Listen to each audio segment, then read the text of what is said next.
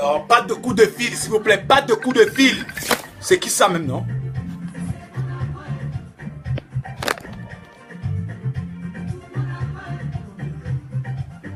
Vous voyez des gens en ligne, vous voyez quelqu'un en ligne, vous passez un coup de fil.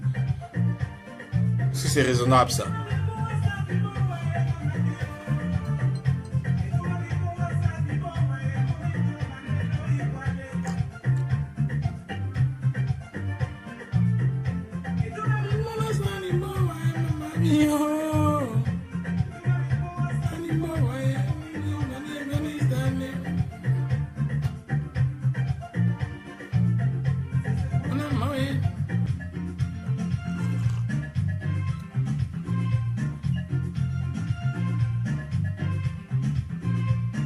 C'est pas la caméra, les amis, c'est le compte qui est attaqué et ça part en fait. C'est pas la caméra, c'est pas la caméra, c'est les comptes qui sont attaqués.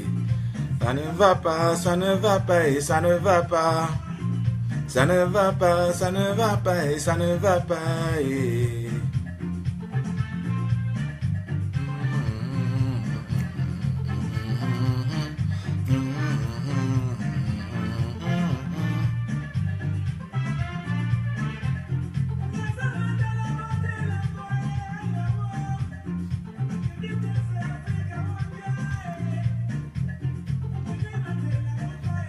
Bah, sur SLC, comme d'habitude, ce sera peut-être compliqué.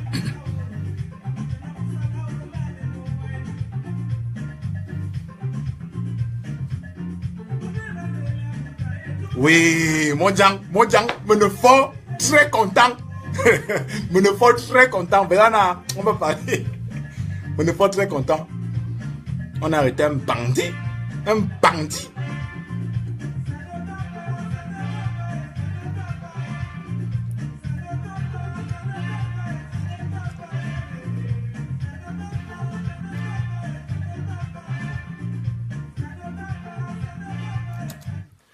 Bonsoir chers amis, bonsoir chers followers.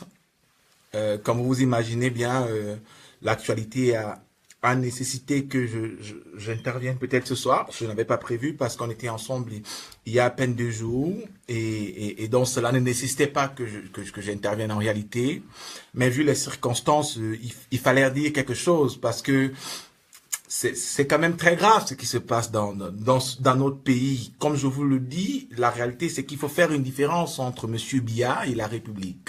C'est-à-dire que, quelle que soit la gouvernance de Biya, qu'on peut critiquer, on peut ne pas être d'accord, je le dis souvent, ceux qui veulent des informations pro-Biya, ils n'ont qu'à suivre Cameroun Tribune et la CIA TV. Et ils font ça très bien. Mais par contre, il faut avoir également en démocratie, ou si on aspire à la démocratie, également des idées, des discours qui sont contradictoires. C'est l'un des principes de la démocratie, la contradiction. Et donc, je m'attelle à faire un peu ça à mon niveau. Et ce qui s'est passé est grave parce que quelqu'un ne peut pas avoir 2 interdictions de sortie de la police et de la gendarmerie et se retrouver au Nigeria où il est capturé. Vous avez le renseignement de la gendarmerie, vous avez la DST qui répond du ministère de l'administration territoriale, vous avez les renseignements généraux, vous avez la DGRE qui répond directement du président de la République, vous avez la sécurité militaire qui dépend directement du ministère de la Défense, vous avez le renseignement civil. Comment est-ce que Basile Atanganakuna a fait pour se retrouver hors du Cameroun? C'est terrible ça. C'est-à-dire qu'on peut se réjouir et c'est peut-être un sentiment que j'ai, c'est-à-dire que je peux être content de l'arrestation de Basile Atanganakuna. Content parce que c'est un voleur de la République, c'est un criminel de la République qu'on a arrêté. Et l'ironie de l'histoire, c'est qu'on compte est un peu attaqué, mais bon, espérons que ça aille dans les minutes qui arrivent. Donc c'est assez intéressant ce qui s'est passé et c'est vraiment, c'est ça qui vous parle un peu sur la tragédie que nous vivons. Parce que Basile Atanganakuna, en réalité, ne pouvait pas fuir seul. Il n'a pas pu fuir seul. Basile Atanganakuna a fondamentalement bénéficié d'importantes complicités au sein de l'appareil sécuritaire de la République du Cameroun. Il faut que ce soit clair. On ne peut pas, un tant soit peu, penser qu'on a pu arrêter à Tanganakuna au Nigeria parce que l'individu a pu donner 300 millions, 350. Non! L'individu a pu fuir parce que des gens autour du président, à la présidence de la République, au ministère de la Défense, à la Direction générale des renseignements extérieurs, à la DST, aux renseignements généraux, à la police judiciaire, et pour faire partie Bazila Tanganakuna. Ce qui est très grave dans un pays. Un pays qui s'apprête à organiser la CAN. Un pays où des touristes, des gens vont laisser leur pays, vont venir avec leur famille pour venir se réjouir au Cameroun. Et on n'arrive pas à sécuriser un ministre. Un ministre, on n'arrive pas à le sécuriser. C'est 20, 30 000 personnes que vous allez sécuriser, 100 000, 200, 400, 1 million de personnes, de visiteurs. Ça veut dire qu'il faudra simplement en réalité que des gens s'asseyent, débloquent 3, 4 milliards pour perpétrer un attentat au stade Omnisport ou au stade de Douala. C'est tout aussi simple que cela. On ne peut pas penser que ce qui s'est passé est un simple événement dans une république. Non! C'est un événement qui atteste en réalité de toute la fragilité de nos institutions. C'est un événement qui vous atteste la présence dans la République du Cameroun, ce qu'on appelle en anglais le Deep State. Le Deep State, c'est-à-dire l'État profond. Un ensemble d'acteurs qui occupent un certain type de fonctions et qui sont plus puissants que le fonctionnement normal de l'État et peut-être plus puissants que le président de la République. Ce n'est que par là que Bazila Tanganakuna a pu passer. Il ne pouvait pas passer par ailleurs. Il ne faut pas se tromper. Parce que c'est clair que Bazila Tanganakuna était sous surveillance lorsqu'il est dégagé, en réalité, le 2. Il était sous surveillance.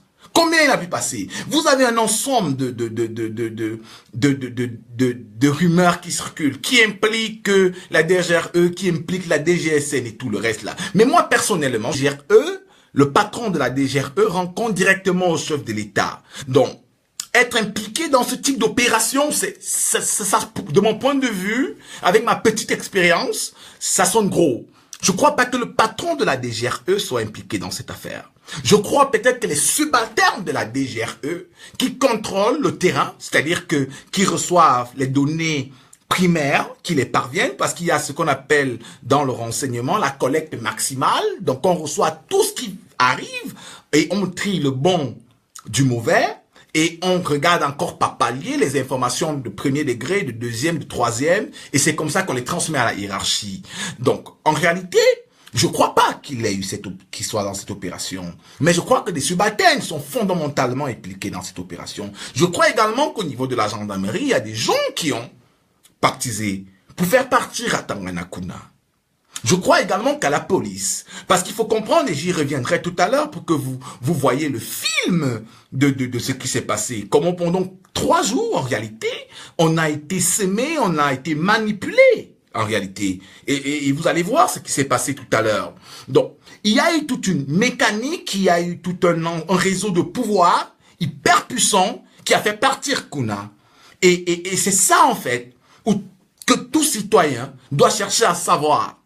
Parce que c'est de notre sécurité dont il s'agit. Si on n'arrive pas à assurer la sécurité d'un individu, si on ne peut pas surveiller un individu, ce n'est pas 25 millions de Camerounais qu'on peut surveiller en réalité. Ce n'est pas un événement comme la CAN qu'on peut organiser. Donc, à Tanganakuna, la fuite d'Atanganakuna est symptomatique en réalité de la crise institutionnelle que traverse notre pays. Elle illustre parfaitement la puissance des réseaux au cœur de l'appareil de l'État qui paralyse son fonctionnement. Et c'est ça c'est là où ça devient intéressant, au fond. Qu'est-ce qui se passe? Il y a 2 semaines, pour ceux qui me suivent régulièrement, je vous disais qu'Atanganakuna s'apprête à fuir. Il y a 2 semaines, je vous disais qu'Atanganakuna s'apprête à fuir. Parce que les éléments d'information étaient clairs, que j'avais, qui provenaient des milieux très importants, attestaient qu'il y avait assez d'indices pour renforcer la sécurité autour de Bazila Tanganakuna. Mais malgré cela, Il a pu fuir. Plus grave, la première interdiction de sortie a été publiée par la DGSN, la police. La deuxième, qui intervient entre le 14 et le 16, est publiée par le secrétariat d'État à la Défense, notamment le nouveau patron du CED. C'est très intéressant ça. Parce que si la DGSN, si le CED, autant pour moi, renforce une interdiction de sortie autour d'un individu, alors qu'il y a une précédente interdiction de sortie par la police, ça veut dire qu'il y a assez de renseignements, il y a assez d'éléments accumulés par les services de la gendarmerie qui leur permettent de penser qu'il est urgent de renforcer le dispositif sécuritaire autour de Basile Atanganakuna, en réalité. C'est ce qui s'est passé autour de cette affaire. Malgré cela, Basile Atanganakuna a réussi à sortir du Cameroun. Lundi matin, je vous parle de ce lundi, je reçois justement la confirmation des proches de la famille que Basile Atanganakuna a fui. Et je donne rapidement cette information parce que justement, c'est des sources qui se trompent difficilement. Parce qu'après cette source, j'ai contacté 2 amis et ici, là, je remercie déjà tous mes informateurs parce que vous faites un travail énorme, un travail superbe. Sans vous, peut-être on n'aurait pas pu en arriver en réalité parce que des millions de Camerounais se sont indignés sur ce qui s'est passé que certainement le chef de l'État a demandé que ça se passe. Parce que ces gens sont des voyous, ceux qui nous gouvernent, ne vous trompez pas. Ils n'ont pas de pitié, ils n'ont pas de cœur. Des gens qui volent 100 milliards, 200 milliards, 300 milliards, qui volent l'argent des écoles, qui volent l'argent des hôpitaux, ce ne sont pas des gens qui ont des cœurs. Ne vous trompez jamais. C'est parce que des millions de Camerounais ont estimé que ce qui s'est passé est inacceptable, qu'il y a eu un lever de bouclier, y compris dans l'appareil sécuritaire, et certainement sentant la colère du chef de l'État, qu'ils ont décidé d'arrêter Atanganakuna. Et rien d'autre. Je vous dis, et rien d'autre, ne vous trompez pas. Ça n'a pas été un fruit du hasard. Parce que si les Camerounais ne s'étaient pas levés pour leur dire, y'en a marre, vous ne pouvez pas laisser partir ce gars. Ce gars serait parti. Ne vous trompez pas. Il l'aurait laissé partir. Et donc, quand on met l'information dehors, nous sommes certains qu'il est parti en réalité. Qu'est-ce qui se passe? Il se passe que vers 11 h, lundi, il y a toute une série d'informations qu'on reçoit qui disent que Atanganakuna a été arrêté vers Campo en allant vers la Guinée équatoriale. Et pour ceux qui ont essayé de suivre un peu l'actualité aujourd'hui, vous vous êtes rendu compte que il y avait une information qui circulait sur le fait que Atanganakuna aurait été capturé en Guinée équatoriale. Et une rumeur, en fait, qui n'est pas tout à fait vraie. Qui n'était pas vrai, en réalité, qui s'avère ne pas être vrai. Et lundi, en fait, on dit qu'il a été capturé à Campo. Et dans les services, des gens disent qu'il sera au TCS dans quelques heures. Parce qu'il était attendu au TCS. Je reviendrai, il était attendu dans le cas du dossier de Jean-William Solo. C'est très intéressant, cette affaire, en fait. C'est très intéressant. Et il n'est pas là parce que Basile Atanganakuna a pourtant porté plainte au tribunal contre Jean-William Solo. C'est-à-dire que le drame dans cette affaire, c'est que vous avez un individu qui porte plainte contre un monsieur, qui se retrouve au tribunal, mais il n'a pas l'accusateur. Aussi paradoxal et aussi contradictoire que cela puisse paraître, l'accusateur n'est même pas au tribunal. Et donc, quand à 11 h les informations commencent à circuler, je vous avoue, mes amis, je suis très perturbé. Je suis très perturbé parce que mes sources habituelles sont formelles qu'il est parti, mais tout un ensemble de personnes, les plus insoupçonnées. Voilà. Ça crée toute une confusion. Excusez, sur mon mur, on est attaqué. Il faut vraiment sur mon mur, mettez les loves pour qu'on n'attaque pas le compte, je vous supplie. On n'aura que ça, pardon, je ne peux pas, vous aurez des coupures si on ne se bat pas en fait pour que la vidéo ne soit pas signalée. Et donc, avec ces informations, c'est comme ça que je me permets de dire qu'il est au TCS parce que les journalistes ou les services de renseignement travaillent en réalité sur des sources. Donc quand vous avez des sources de premier ordre qui sont paralysées par une information, vous êtes paralysé vous-même au fond. Donc l'opinion publique, les citoyens ne savent pas que les informations qu'ils vont recevoir obéissent à tout un processus. Donc, quand je prétends que Atanakuna est arrêté, c'est vraiment parce que le niveau d'information qui arrive sur l'arrestation d'Atanakuna est à un haut niveau. C'est à un haut niveau. Mais en réalité, il n'a pas été arrêté. Il n'a pas été arrêté. Il n'avait jamais été arrêté. Je soupçonne dès lors, aujourd'hui, qu'Atanakuna se trouvait peut-être en train de traverser la frontière. Donc, il n'était pas sorti du Cameroun. Et pour faire diversion, afin de paralyser la machine institutionnelle qui allait se mettre en place pour le retrouver, on a diffusé une fausse information. Parce qu'il ne faut pas sous-estimer la force et la puissance de ces gens. Ne sous-estimez jamais la force et la puissance de ces gens. C'est comme ça qu'il part. Mais dès 14h, 15h, le DGSN demande le compte rendu. Le DGSN est informé qu'on n'a pas Atanakuna et qu'Atanakuna est parti de la Kamwat, Jean-William Solo, qui est au TCS, et on attend en réalité Basile Atanakuna pour venir soit infirmer, soit confirmer ses propos. Kuna n'est pas là lundi 14h. Et tout le monde comprend qu'il est parti. Même moi, quand je viens de dire après qu'Atanakuna n'est pas là, en réalité, je le sais depuis 4 heures de temps. Mais je ne sais pas comment vous dire ça. Je ne sais pas comment le dire. Parce que je me suis rendu compte que le Deep State, la mafia, avait atteint un niveau de manipulation de l'opinion publique, à quelle enseigne que William Solo se retrouve dans une situation où il est seul au tribunal. Parce que c'est William Solo, pour ceux qui ne le savent pas, qui nous permet autant pour moi, de démanteler la mafia d'Atanakuna.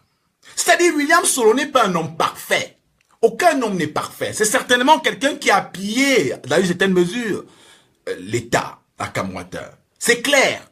On doit être d'accord sur cette base. Mais, le simple fait qui nous a permis de découvrir des gars qui nous ont volé plus de 100 milliards de francs CFA, il est utile. Aux États-Unis, il y a ce qu'on appelle le programme de protection des témoins. C'est-à-dire que, si tu es impliqué dans une affaire et que tu peux permettre de livrer des gens, on te met sous protection par les marshals. Parce qu'on sait que tu vas venir témoigner pour aider l'État soit à récupérer l'argent volé, soit à récupérer les biens, soit à mettre en prison les criminels. Donc nous devons en fait considérer William Solo comme quelqu'un qui pouvait nous aider ou qui peut nous aider à détecter justement ces gars qui ont pillé près de 100 milliards de francs CFA. Imaginez ce que c'est que 100 milliards. Imaginez le nombre d'écoles. Imaginez le nombre de routes. Imaginez tout ce qu'on peut faire, les programmes agricoles qu'on peut lancer avec 100 milliards. Les programmes éducatifs qu'on peut lancer avec 100 milliards. Donc quand des gens, on n'a même pas d'eau. Regardez l'eau que Basile Atanakuna nous met. Regardez l'eau que vous avez, que nous avons dans nos ménages. Imaginez-vous ce qu'on peut faire avec près de 100 non-lieux. C'est-à-dire, Solo a déféré à 11 convocations au tribunal criminel spécial qui ont donné lieu à 11 non-lieux. Ça veut dire quoi en français facile? Ça veut dire simplement que toutes les fois où Solo est passé au tribunal depuis 2 ans à 3 ans, les magistrats n'ont pas trouvé de quoi l'inculper. Comment se fait-il que c'est quand on s'apprête à arrêter Basile Atanakuna que subitement on pense qu'il y a un dossier sur Solo? Je vous dis, il n'est pas clean comme on dit. Vedana, il nous a aidés. C'est pas, ouais, c'est revenu, s'il vous plaît. Mettez les likes pour qu'on puisse continuez sur mon compte, s'il vous plaît, ce sera très compliqué. Vous-même, vous constatez que c'est hyper attaqué. Pourtant, ça passe sur le quatrième pouvoir parce que là-bas, les gens sont un peu plus actifs. Ils envoient les likes, ils maintiennent la communication, y compris sur SLC. Donc, sur mon compte, s'il vous plaît, allez-y, les loves, allez-y sur les loves, allez-y au maximum pour ne pas subir des désagréments. Donc, je vous disais tantôt que Solo, justement, a permis de démasquer ces gens et il fallait faire partir Kuna.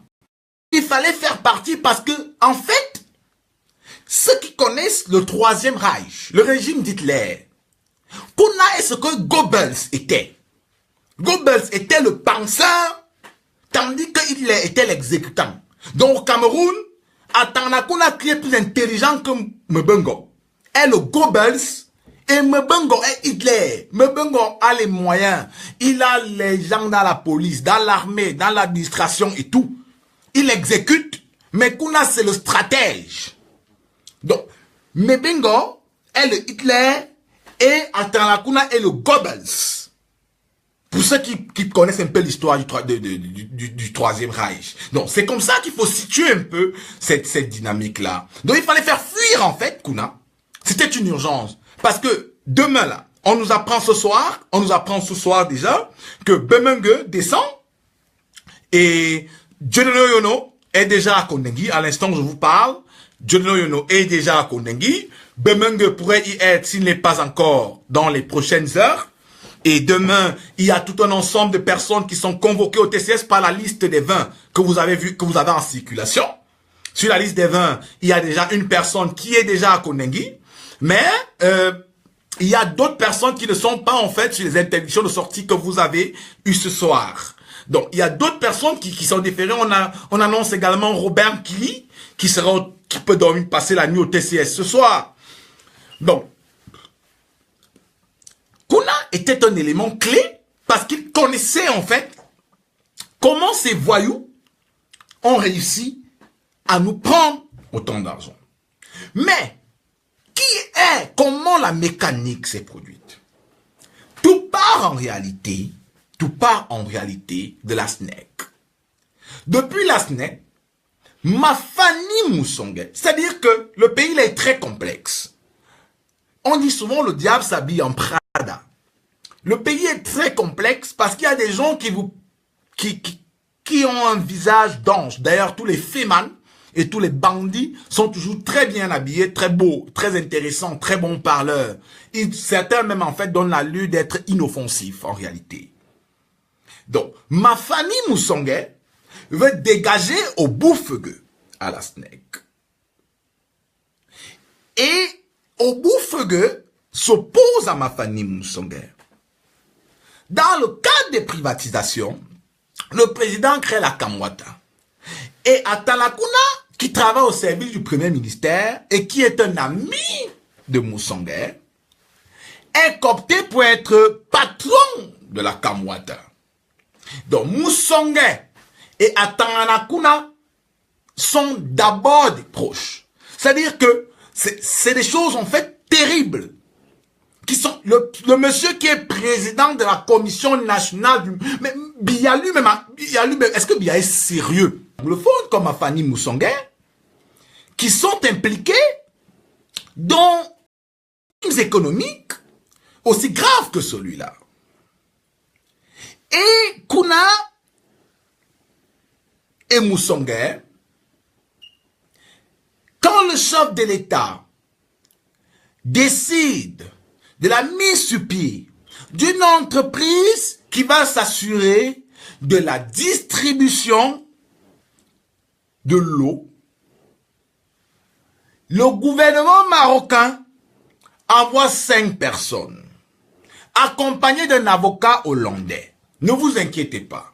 Dans les prochains jours, je vais publier à la fois les documents et je vais revenir en détail sur cette escroquerie, sur ce vol, sur ce crime d'État.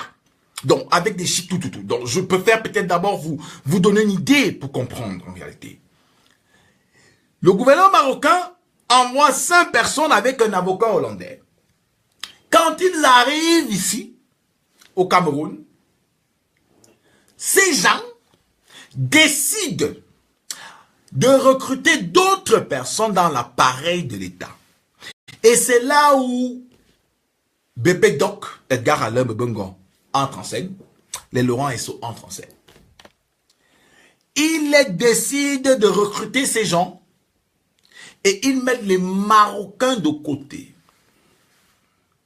Ils deviennent les sous, entre parenthèses, les Marocains reçoivent beaucoup d'argent pour jouer la façade émergée de l'iceberg, mais ce sont les Camerounais qui sont les véritables propriétaires de la CDE.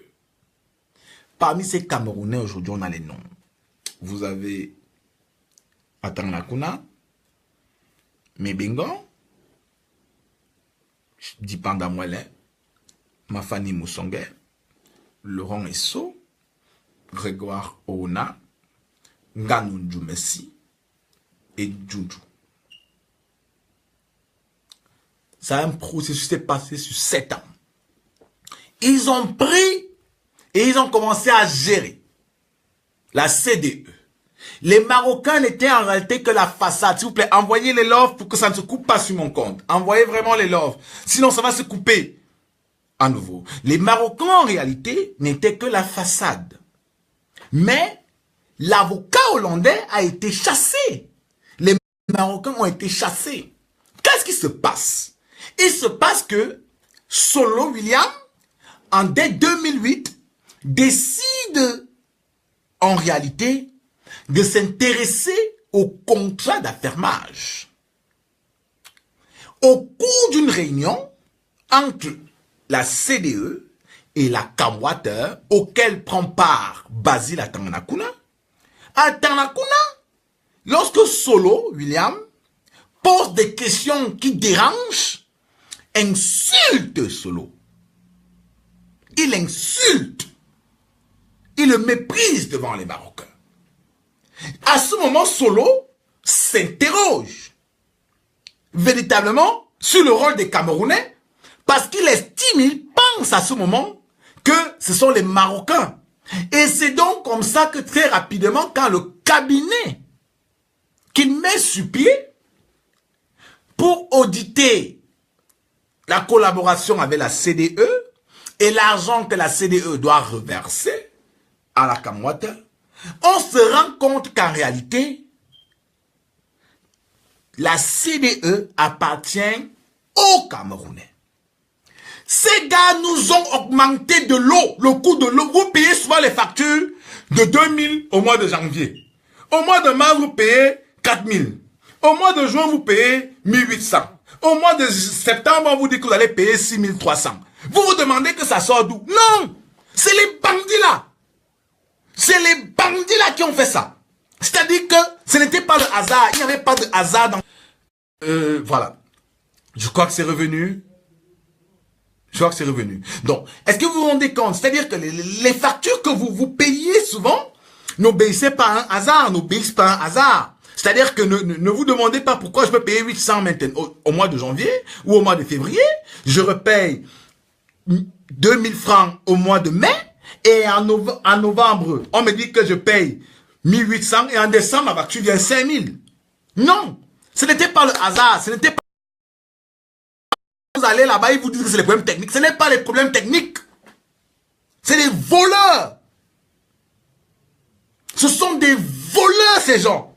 Et je vais vous montrer les documents qui ont été dénoncés par Jean-William Solo. Où on comprend clairement que ces gens ont mis en place un système de pillage systématique, en fait, des Camerounais. Quand vous avez des individus autant criminels, quand vous avez des gens qui ont déjà assez de milliards, ils vont se soigner sur notre dos, ils mangent sous notre dos, ils ont des véhicules sous notre dos, les vestes c'est sous notre dos, tout ce qu'ils ont c'est sous le dos du contribuable. Ils viennent encore ponctionner le peu d'argent que nous on peut envoyer nos enfants à l'école, où on peut envoyer acheter les cahiers, où on peut donner l'argent de baigner. Ils viennent encore, ils pissent ça. Parce que quand un fonctionnaire qui doit payer 1000 francs d'eau, paye en réalité 2000 d'eau, il y a 1000 francs. Les 1000 francs de plus là, en fait, c'est l'argent par contre de l'argent de baigner de son enfant à l'école pendant 2 jours, voire 3 jours parfois. Donc vous pouvez croire que c'est petit. Mais si vous le faites régulièrement, ça devient beaucoup. Et non seulement cela, on ne sait pas, parce qu'il y a des budgets qui sont serrés. Donc on vous asphyxie malgré notre pauvreté. Pourtant des gens, en fait, vivent déjà sur notre dos. Voilà ce qu'on appelle un bonhomme. Le mauvais cœur. Le mauvais cœur.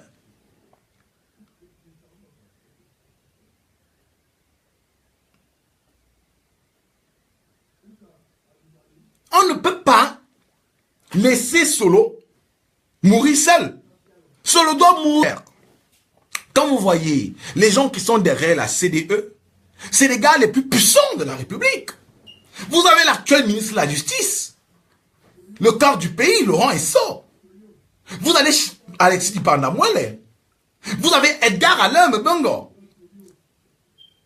L'un des Camerounais les plus voleurs de toute l'histoire postcoloniale. C'est-à-dire que de toute l'histoire de ce pays, vous avez un type comme ça. Donc Kouna ne pouvait que fuir.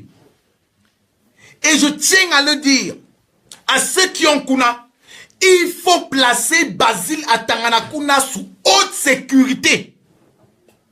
C'est-à-dire que il faut contrôler ce qu'il va manger, ce qu'il va boire, les vêtements qu'il va mettre sur lui, qui va leur rendre visite, y compris les chingons contrôlés. C'est d'abord un monsieur malade. Plus grave, il connaît trop de choses. Non seulement, Atangana Kouna doit nous livrer les noms de ceux qui l'ont fait partie dans l'appareil sécuritaire du Cameroun. Premier élément. Mais en plus de cela, il doit nous livrer ses complices dans le projet de la CDE. Dans le projet d'approvisionnement de Yaoundé et ses environs en eau potable, où il y a près de 200 milliards de francs CFA. Voilà. Est-ce que ça va? Je vous ai dit sur mon mur, envoyez le maximum de likes si vous... C'est-à-dire que c'est vrai qu'il faut suivre, mais prenez le temps quand même de travailler. Moi, je ne comprends pas mes compatriotes. Il faut souvent un peu travailler, non? Moi, je vous demande même un répertoire, vous ne donnez pas. On vous demande même seulement les love. Vous voulez rester... Ouais, que... Et anti. Mais baknya yoy. Travaillez un peu comme ça. Mettez seulement les love, non? Cliquez seulement comme ça là pour que ça ne se coupe pas. Ah d'ailleurs, si ça te coupe ici là, hein, je ne parle plus, je continue à parler ailleurs. Au SSC, moi ça va. Je vous dis, je vous mets des regards. Donc je m'en fous ici là sur mon compte, je m'en fous. Parce que vraiment, moi aussi me tais. C'est même comment. C'est même comment. Et donc, on ne peut pas penser qu'il va falloir laisser quelqu'un tomber seul. Il doit nous dire qu'il a fait partir. Et il doit nous dire qui est derrière, combien ceux-là ont perçu la CDE. Parce que vous devez savoir, c'est que les dossiers, en fait, d'Atangana Kouna et les autres n'étaient pas bouclés. Les dossiers n'étaient pas bouclés au TCS. C'est pour ça qu'on avait besoin d'Atangana Kouna aussi. C'est des gros dossiers. Des dossiers qui impliquent beaucoup de personnes et des hautes personnalités. Donc, on avait besoin de lui, en réalité. Donc, pour la CDE, pour le projet d'approvisionnement de Yaoundé et ses environnements en eau, où il y a près de 200 milliards de francs CFA. Je vous l'ai dit ça l'autre jour. Ce projet-là a coûté 2 fois plus cher que celui en Algérie, que celui qui est en construction au Liban. Non, pas l'argent où pour payer ça. Comment des gens nous font payer un projet à près de 400 milliards de francs CFA, alors qu'il doit coûter près de 200 milliards? Qui va rembourser ça? Vous pensez à vos familles? Est-ce que nous on pense à nos familles également? Et quand ils endettent l'État comme ça, il y a les taux d'intérêt. Après, ils vont vendre les forêts de l'Est. Ils vont vendre des régions. Ils ne vont même pas nous dire. On va se lever un matin, on va seulement apprendre que telle partie du Cameroun est exploitée par tel. Aujourd'hui là, il y a des mines qui sont exploitées à l'Est du Cameroun dans l'inconnu. L'or, le diamant, on ne sait même pas qui exploite. Et les gens sont en train d'exploiter. Voilà comment ils font pour régler souvent nos dettes. Après avoir pris les retours-commissions. Membele, avec le barrage de Membele, où Grégoire Ona est parti inaugurer des choses là l'autre jour, où des employés souffrent là. l'entreprise chinoise Sinohydro, par cette entreprise-là, il va falloir qu'on nous dise un peu qui est derrière cette entreprise-là au Cameroun. L'entreprise Sinohydro verse d'énormes commissions à des membres du gouvernement du Cameroun. D'importantes commissions. Des affaires-là, il n'y a rien de hasard, ça s'est coupé là tout à l'heure. Moi, je vous ai déjà dit. Faites ce que vous voulez ici, là, sur mon compte. Moi, je n'ai plus de problème. Non. Dans ces affaires-là, ils ont toujours des comptes. Il va falloir nous dire réellement ce qui se passe. C'est pour ça qu'il faut s'assurer. Je dis qu'à Tanganakuna soit vivant. Je vous dis vivant. Il faut tout contrôler. Il ne doit même pas. Tanganakuna est malade. Beaucoup le savent, j'espère. J'espère que vous savez que Tanganakuna est malade. Il est déjà très malade. Certaines personnes disent que c'est sa maladie là qui le brunit. Bon, ça c'est une thèse. Mais il est déjà malade. Donc il faut s'assurer qu'il soit en santé. Parce que je vous ai dit, c'est comme Goebbels. Si comme on a à Tanganakuna là, on peut détecter jusqu'au coup d'état que ces gars préparent. Parce que les gars n'ont pas volé l'argent là pour nous regarder avec les yeux. Ces gens n'ont jamais volé autant de milliards pour nous regarder avec des yeux. Ces gens ont volé autant de milliards pour prendre le pouvoir, pour faire un coup d'état.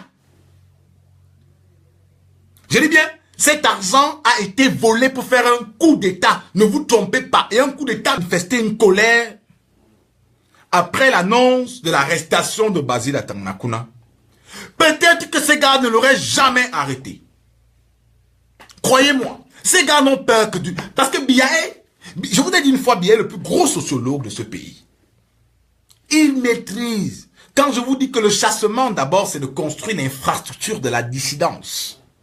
C'est parce que Biya a zombié les Camerounais.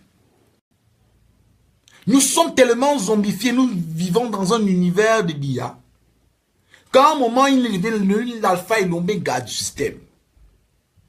Biya a laissé tous ces gars voler.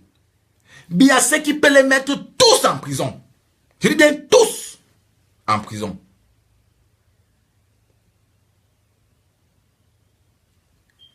Tous ces gars savent que la colère de Biya peut être fatale.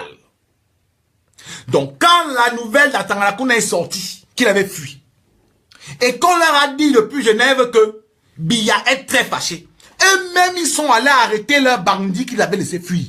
Moi, je ne crois même pas un temps soit peu que c'était banal. Ne vous inquiétez pas. C'était une opération même undercover. Je suis même très convaincu qu'Interpol là, c'est le maquillage.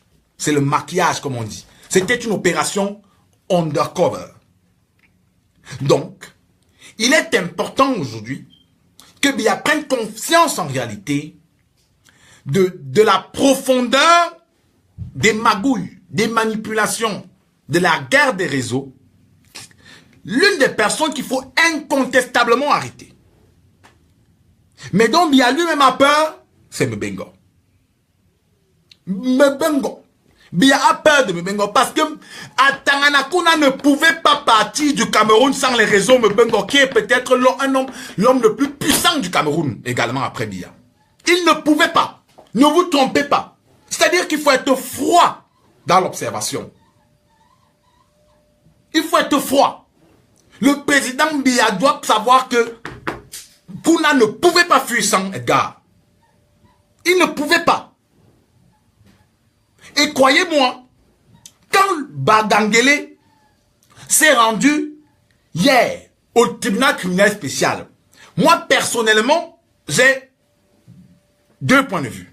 Le premier, c'est qu'il allait d'abord confirmer la liste des interdictions, des prochaines interdictions de sortie. Peut-être que celle qui a été publiée aujourd'hui lui avait déjà été transmise et il y a d'autres qui arrivent.